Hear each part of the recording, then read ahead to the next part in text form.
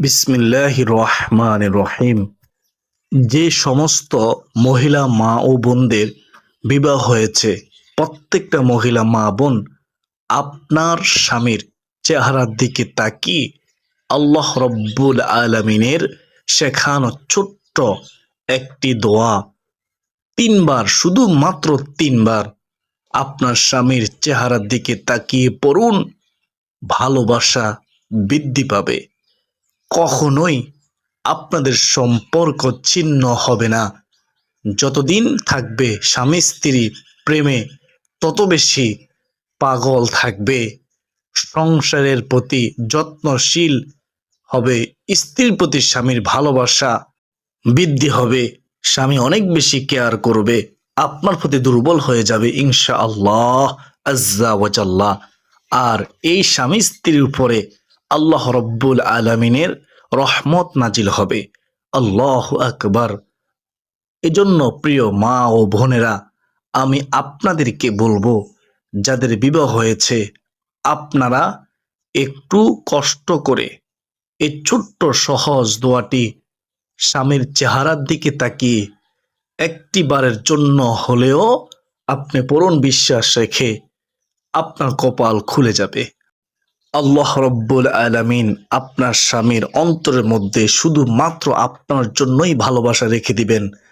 দিন যত যেতে থাকবে, আপনার স্বামী আপনার প্রতি তত বেশি দুর্বল হবে, তত বেশি আসক্ত হবে, আপনার কেয়ার খুব বেশি করার চেষ্টা করবে ইনশাআল্লাহ। প্রিয় দিনী মহিলা মা ও বোনেরা, অনেকেই আমাদেরকে বলে থাকেন যে হুজুর, আমাদের আগের দাম্পত্য জীবনটা অনেক বেশি সুখের ছিল, শান্তি ছিল, কিন্তু এখন দিন যত বেশি যাচ্ছে তত বেশি যেন হালকা হয়ে যাচ্ছে, ভালোবাসাটা কমে যাচ্ছে, সংসারে অশান্তি।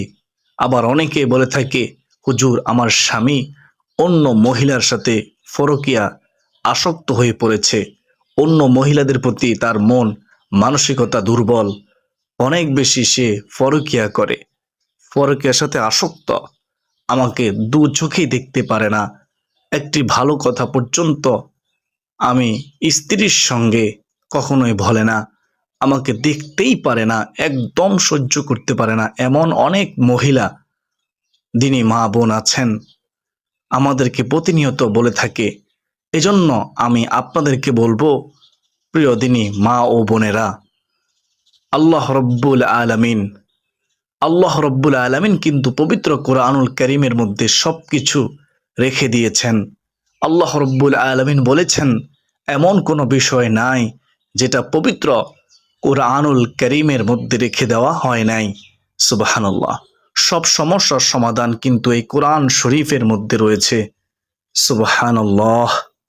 এজন্য পবিত্র আল কোরআন এই কথার উপরে, এটার উপরে পরিপূর্ণ বিশ্বাস রেখে, পরিপূর্ণ একিন রেখে, আল্লাহর উপরে পরিপূর্ণ ভরসা রেখে এই ছোট্ট আমলটি যদি করতে পারেন, আপনার কপাল খুলে যাবে, আপনার ভাগ্য খুলে যাবে, আপনার ভাগ্যটা পরিবর্তন হবে।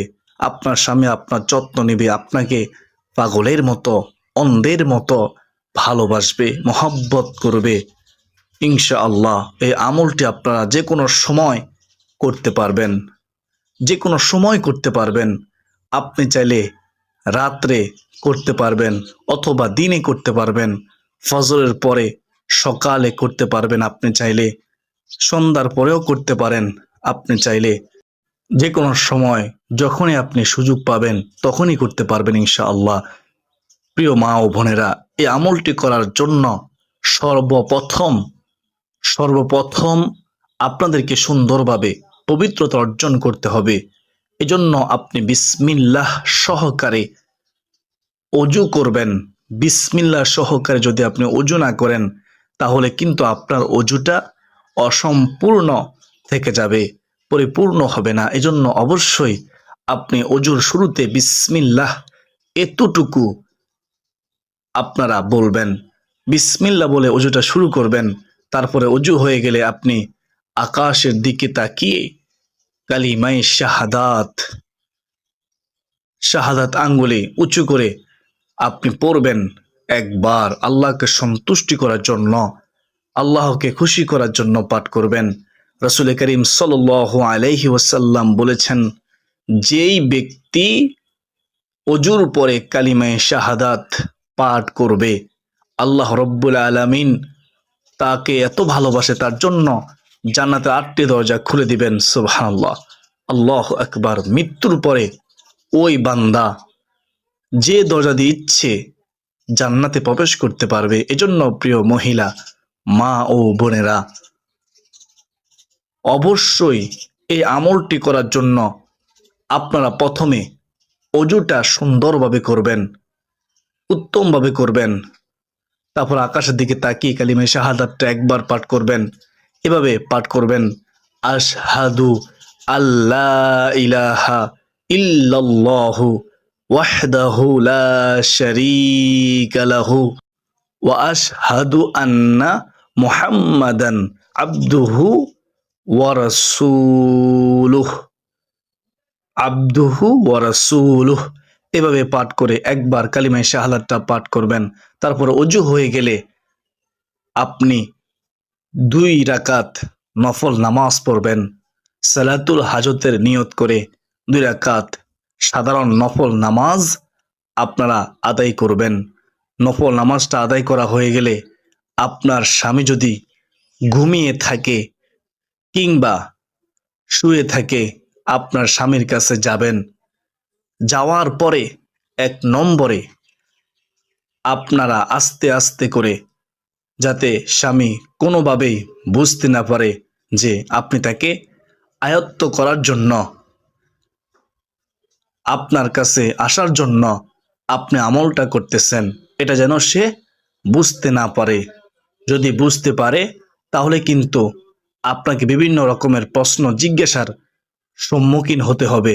আপনি চুপি চুপি আস্তে আস্তে মনে মনে আপনারা 1 নম্বরে 3 বার হচ্ছে আপনি দুরূদ শরীফ পাঠ করবেন, ছোট্ট দুরূদ যেটা সাল্লাল্লাহু আলাইহি ওয়াসাল্লাম, এটাও পড়তে পারেন, এটাকেও দুরূদ শরীফ বলা হয়ে থাকে। এই ছোট্ট দুরূদ শরীফটি 3 বার পাঠ করবেন। তারপর সর্বশেষ আল্লাহ রব্বুল আলামিনের শেখানো পবিত্র কোরআনুল কারীমের মধ্যে যে দোয়াটি এসেছে, সূরা তোহার 39 নম্বর আয়াতের ছোট্ট একটি অংশ, এই অংশটা আপনারা 3 বার পাঠ করবেন বিশ্বাস রেখে, বিসমিল্লাহ সহকারে। এইভাবে, বিসমিল্লাহির রহমানির রহিম, ওয়া আলকাইতু আলাইকা মাহাব্বাতাম মিন্নি। কয়েকবার বলবো, খেয়াল করে শুনেন। ওয়া আলকাইতু আলাইকা মাহাব্বাতাম মিন্নি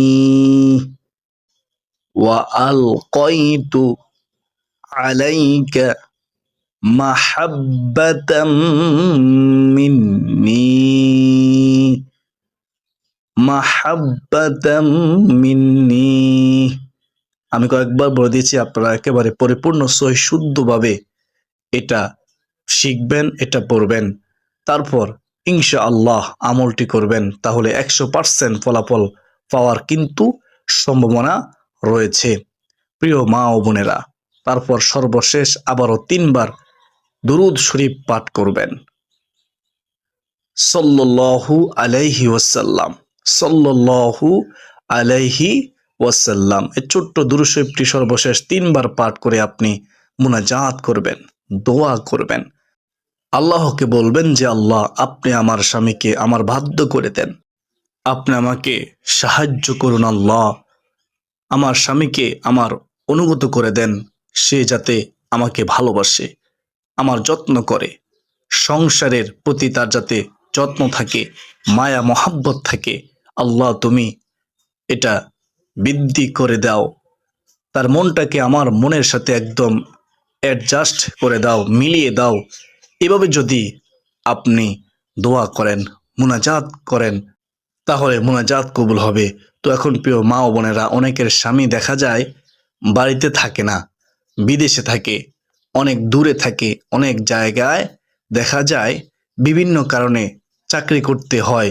সেক্ষেত্রে আপনারা যেটা করবেন সেটা হলো আপনার স্বামীর সঙ্গে যখনই আপনি ভিডিও কলে কথা বলবেন তখন তাকে সামনে রেখে, আপনি তো জানেন যে আপনার স্বামী কখন আপনাকে ফোন দিবে, কখন কথা বলবে, ঠিক ওই সময় আপনি আগে ওযু করে নামাজ পড়ে রেডি হয়ে থাকবেন, প্রস্তুত হয়ে থাকবেন। এরপর আপনার স্বামী যখন আপনার কাছে ভিডিও কল দিবে তখন আপনি ওই আমলটি চুপি চুপি করবেন ইনশাআল্লাহ, মনে মনে করবেন, তাহলে কাজ হয়ে যাবে। বিশ্বাস রেখে করবেন। আপনি প্রশ্ন করতে পারেন যে আমরা কতদিন এই আমলটি করব। আমলটি একদিন করলেই হয়ে যাবে, কিন্তু কবুল হওয়ার বিষয় আছে এখানে। যদি দেখেন আপনার আমলটি কবুল হচ্ছে না, আপনি আবার আমলটি করুন, এভাবে চেষ্টা করে যান। অবশ্যই কোরআনে আমল কখনো বিফলে যাবে না। শর্ত হলো হারাম থেকে বেঁচে থাকতে হবে, হালাল খাদ্য খেতে হবে, জবানের পবিত্রতা অর্জন করতে হবে, বিশ্বাস রেখে আমলটি করতে হবে। আল্লাহ তাআলা আমাদের সবাইকে বুঝার তৌফিক দান করুন, আমিন। তো এখন চলুন আমরা একটু দোয়া করে নেই। ইয়া জাল জালালি ওয়াল ইকরাম, ইয়া জাল জালালি ওয়াল ইকরাম। আল্লাহ ইসমে আজমের উসিলায় প্রত্যেকটা সংসারে স্বামী স্ত্রীর প্রতি ভালোবাসা মহব্বত বৃদ্ধি করে দাও। প্রত্যেকের সংসারটাকে জান্নাতের বাগান বানায় দাও।